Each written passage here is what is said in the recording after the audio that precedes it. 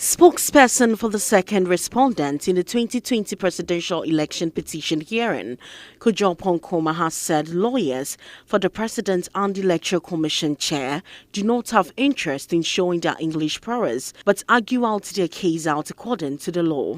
According to Mr. Agyapong, unlike the lawyer for the petitioner, who spent hours arguing his case out, the lead counsels for President Nana Akufo-addo and Jean Mensah go straight to the point backing their arguments with law. The information minister designate was answering to a question posed to him by the media as to what accounts for the long arguments the counsel for the petitioner usually presents compared to the crypt submissions by counsels for the respondents. Meanwhile, an application by lawyers for former President John Dramani Mahama to inspect documents for the first respondents has been dismissed by the Supreme Court.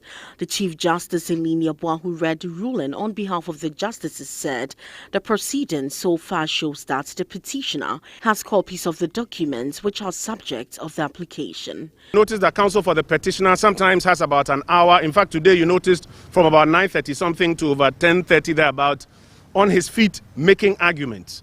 And counsels for first respondent and second respondent are very crisp in their responses. It is because this is a court of law, not a court of public opinion.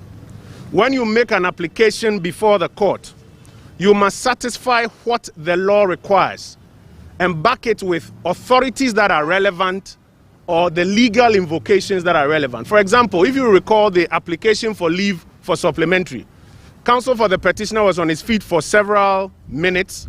But if you listen to the ruling of the court, it says that even the authority that you cited, Elis Tamaklu, has nothing to do with supplementary applications of this nature. And the expectation that you will give us good law to back your application did not happen. So we are not invoked.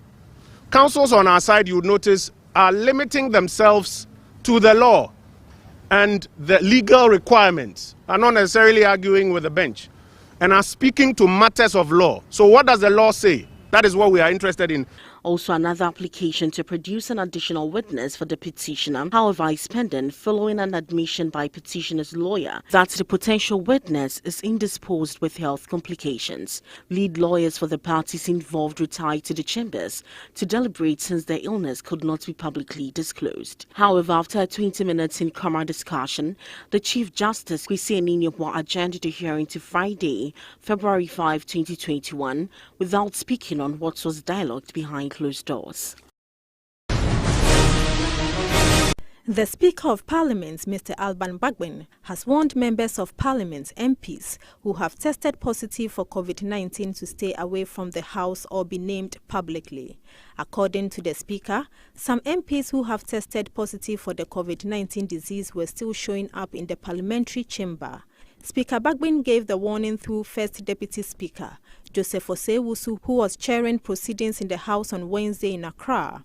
Since last week, a team from the Noguchi Memorial Institute for Medical Research has been on the precinct of Parliament, screening MPs and staff to ascertain their COVID-19 status, and Speaker last Friday reminded members and staff to make themselves available for the test. As he issued the warning to those who have tested positive, Speaker Bagbin also called on the speakers to take the safety protocols seriously. He further announced that about 50 MPs and staff of Parliament had not submitted themselves for testing and asked them to do so immediately. Mr. Mohammed Mubarak Muntaka, Minority Chief Whip in his contribution, urged Medical Director of Parliament to inform both the majority and minority whips of members who had tested positive. He also suggested that each NP should be given his or her COVID-19 test results and not to be told on the telephone. Mr. Osei Mensah, Majority's leader, stated that as of last week, there were about 60 MPs who had still not submitted themselves for testing, and that was what occasioned the medical team to be brought back. He explained that only 8 out of the remaining 60 MPs have so far submitted themselves for testing, and that the outstanding 52 MPs still remained a danger to the House. He said even though some MPs had undertaken their own private COVID-19 test, that would still not exonerate the remaining 52 MPs, and thus pleaded with them to go and take the test.